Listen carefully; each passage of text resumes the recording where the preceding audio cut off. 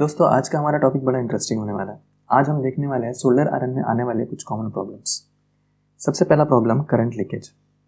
ये current leakage क्यों होता है, इस करंट लीकेज को हम कैसे ठीक कर सकते हैं, और अगर ये करंट लीकेज ठीक ना हो तो हमें क्या करना चाहिए। सेकंड सबसे बड़ी प्रॉब्लम इसमें आती है ओवर हीटिंग की। तो ये ओवर हीटिंग को हम कैसे ठीक कर सकते हैं या फिर हम इसको कैसे रोक सकते हैं, और अगर ओवर हीट हो रहा हो तो हमें क्या करना चाहिए। तो क्या हमें इसमें डायोड लगाना चाहिए, ये डायोड लगाने से इसका ओवर हीटिंग कम हो सकता है। तीसरा प्रॉब्लम होता है लाइफ इसका बढ़ाना। एक्चुअली मैं इसको प्रॉब्लम नहीं बोलूँगा, लेकिन हमारे एक व्यूअर ने, मनीष जी ने हमसे सवाल पूछा था कि क्या हम इसमें डायोड लगा देंगे तो क्या इसका लाइफ बढ़ जाएगा, वो लगाने इसमें बेटर रहेगा। तो आज हम ये भी देखेंगे कि क्या हम इसकी लाइफ बढ़ा सकते हैं, और अगर हाँ हम इसकी लाइफ बढ़ा सकते हैं तो वो कैसे बढ़ा सकते हैं। इन्हीं सारे इंटरेस्टिंग चीज़ों को लेकर मैंने कुछ एक्सपेरिमेंट्स किए और उन्हीं एक्सपेरिमेंट्स को मैं आज आपके साथ शेयर करने वाला हूँ। तो इसके पीछे के साइंस को भी हम समझेंगे और इसका डीप एनालिसिस करेंगे। तो चलिए आइए जानते हैं इसके पीछे के साइंस को, और हम शुरू करते हैं आज का अपना सोलर आयरन के ऊपर का deep analysis.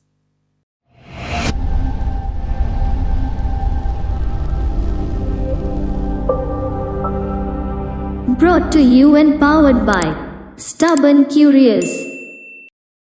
Current leakage in solder iron.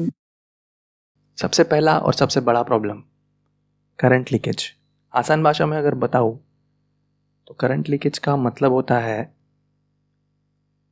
इसी के माध्यम से समझाता हूँ। इस सोल्डर आयरन में एक एलिमेंट लगा होता है इस बॉडी के अंदर, और उस एलिमेंट को अगर हम कहें कि अगर वो शॉर्ट हो जाए तो उसी से करंट लीक होता है और इस सरफेस पे आके हमें शॉक लगता है। वो क्यों होता है, उसके जनरली दो कारण होते हैं। अब मैं थोड़ी देर में आपको एक एलिमेंट दिखाऊंगा, उस एलिमेंट में आपको दो तारे दिखेंगी। जो एलिमेंट इसके अंदर लगा हुआ होता है, और उन्हीं तारों में कुछ मणि लगे होते हैं जो कि बैड कंडक्टर्स ऑफ इलेक्ट्रिसिटी की तरह काम करते हैं। ये देखिए, ये वो मणि है, और अगर ये मणि टूट जाए या फिर कम हो जाए तो इसके अंदर जो वायर होती है जिसमें से करंट फ्लो होता है वो इस सरफेस को टच करेगी और आपको करंट लगेगा। सिंपल लॉजिक है। तो इसका सॉल्यूशन है कि अगर मणि टूट जाए, कम हो जाए, तो वो दूसरे मणि भर लीजिए या फिर उस तार को टाइट कर लीजिए। वो वायर टच नहीं होनी चाहिए। मणि के साथ होगी तो कोई प्रॉब्लम नहीं है, क्योंकि मणि एज अ बैड कंडक्टर काम कर रही है। अभी जो एलिमेंट होता है इसके अंदर ये ब्लेड फंसी हुई होती है, और ये ब्लेड फंसने की वजह से ये जो सिल्वर प्लेट्स आपको दिख रही है वो ऊपर आ जाती है, और अगर ये एलिमेंट शॉर्ट होगा तो ये सिल्वर प्लेट भी इसके सरफेस को टच करेगी और वो करंट इसके सरफेस पे आकर हमें शॉक देगा। तो क्या हम इसको ठीक कर सकते हैं? तो मैं बोलूँगा कि इस एलिमेंट को तो हम ठीक नहीं कर सकते। इतना बड़ा रिस्क ना ले, इस एलिमेंट को बदल दे। सिंपल इसका लॉजिक है। ये वीडियो देख सकते हो आप। और अगर आप मुझसे कहेंगे कि क्या हम डायोड लगा के इसको ठीक कर सकते हैं, तो डायोड लगाने के बाद भी तो इसमें करंट आएगा ही। तो डायोड का आइडिया अभी मैं आपको नहीं दूंगा, और डायोड से कुछ फायदे भी है, कुछ नुकसान भी है, वो हम आगे देखेंगे। Overheating in solder iron. तो हमारा अगला मुद्दा है ओवरहीटिंग। ओवरहीटिंग होने के कई कारण हो सकते हैं। उनमें से सबसे पहला कारण ये हो सकता है कि हम अपने काम में कॉन्सेंट्रेट कर रहे हो, फोकस कर रहे हो, और हमने अपने सोल्डर आयरन को लगाकर छोड़ दिया और हम उसे बंद करना भूल गए। इस वजह से भी ओवरहीटिंग कभी कभी होता है। दूसरा कारण ये भी हो सकता है कि हमारे एलिमेंट में कुछ खराबी हो या फिर वो शॉर्ट हो गया हो, जिससे करंट लीक भी होता है, जैसे कि हमने थोड़ी देर पहले डिस्कस किया। बट क्या हम इसको रोक सकते हैं? रोक तो सकते हैं।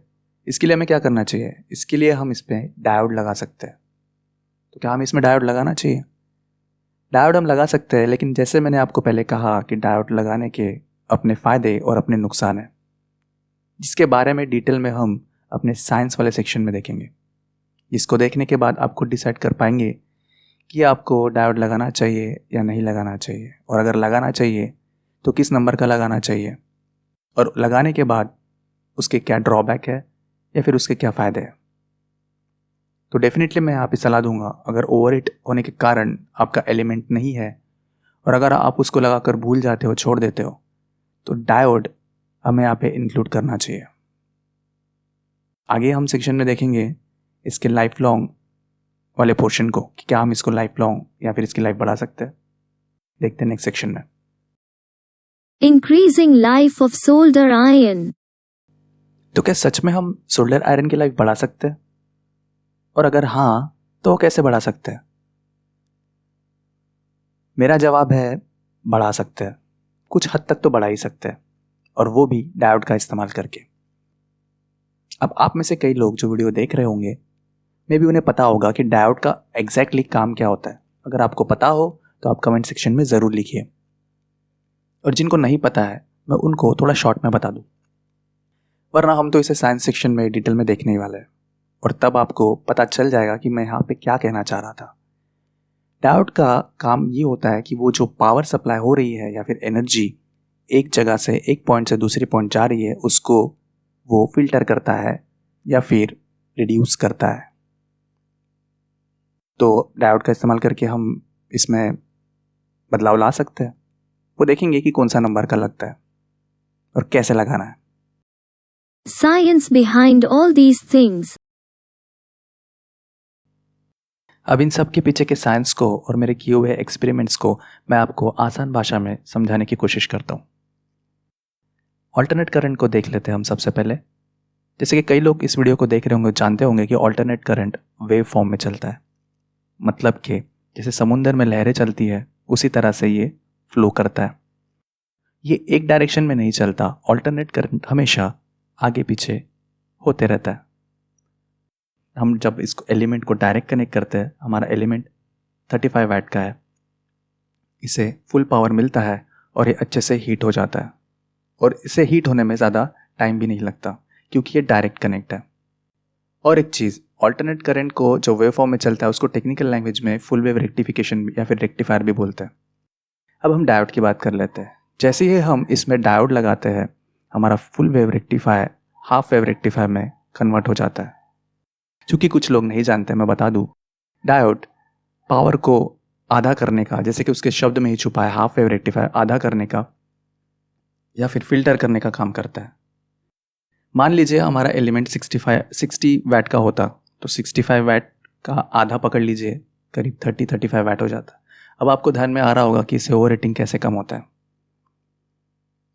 जैसे मेरे हाथ में आप ये वायर देख रहे हो, सोल्डर वायर, और जब हम इस डायोड को लगाते हैं तो इसको मेल्ट होने में भी परेशानी होती है। ये एक्सपेरिमेंट मैंने विंटर में किया हुआ है, ठंड में किया हुआ है, इसलिए मैं आपको ज़्यादा बेहतर तरीके से समझा पाऊंगा। जैसे ही मैंने इसमें डायोड लगाया, जैसे इसमें डायोड लगा वो आप देख रहे हो इमेज में, इसका परफॉर्मेंस आपको दिखा देता हूँ। इसने कुछ इस तरह से परफॉर्म किया।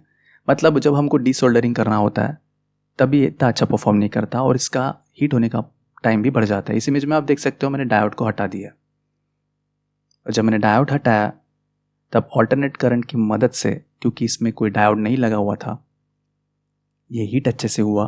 35 वाट के इस एलिमेंट ने इसको चुटकियों में मेल्ट कर दिया। आप इसका रिजल्ट इस इमेज में देख सकते हो। मेल्ट होने के बाद मैंने उसको फिर से सोल्डर करके इसमें वायर भी कनेक्ट कर दिए, बड़ी आसानी से और बड़ी जल्दी।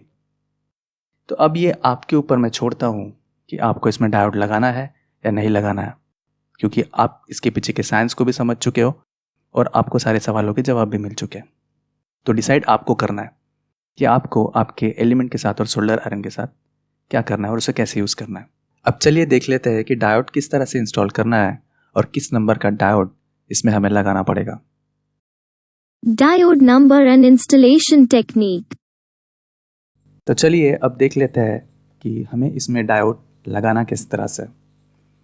आप मेरे हाथ में डायोड देख रहे हो, इस डायोड को हम एलिमेंट में लगाएंगे। तो जो सिल्वर पोर्शन दिख रहा है आपको इस डायोड में, उसको हम ऊपर रखेंगे, और जो इसका बॉटम पोर्शन है ब्लैक, जो ज़्यादा मात्रा में आपको दिख रहा है, उसको हम एलिमेंट की किसी भी एक वायर में जोड़ देंगे। आप चाहे इसमें भी जोड़ सकते हो या फिर इसको आप इस वायर में भी जोड़ सकते हो। आप चाहे जहाँ जोड़ लीजिए, कोई फ़र्क नहीं पड़ता। और इसको हम इस तरह से इसमें कनेक्ट करके जोड़ देंगे। पहले इमेज में आपने देखा भी होगा। अब हम इसमें किस नंबर का यूज़ करते हैं, वो है 1N4007। मैंने यहाँ इमेज में भी दिखा रखा है। 1N का मतलब होता है सिंगल जंक्शन सेमीकंडक्टर। वो हम 1N का इसलिए यूज़ करता है क्योंकि 1N जो होता है 4007, इसका मैक्सिमम कैरिंग कैपेसिटी 1 एम्पियर तक होता है, और हर एक सोल्डर आयरन में इसी को लगाया जाता है। Conclusion with personal opinion. अब बारी आती है मेरे पर्सनल ओपिनियन की। तो मैं आपको बता दूं, मैं इस डायोड का इस्तेमाल नहीं करता, मैं अपना सोल्डर आयरन डायरेक्टली यूज़ करता हूँ। आशा करता हूँ कि आपको हमारा ये एनालिसिस अच्छा लगा होगा, और अगर अच्छा लगा हो तो कमेंट में अपनी राय ज़रूर लिखें, और अगर कोई डाउट्स हो तो वो भी कमेंट सेक्शन में आप लिख सकते हैं। इस वीडियो को ज़्यादा से ज़्यादा लोगों तक शेयर करें ताकि उनका भी नॉलेज बढ़ सके। मिलता हूँ अगले वीडियो में, तब तक के लिए जय हिंद, जय Bharat. Like, comment, share and subscribe to Stubborn Curious.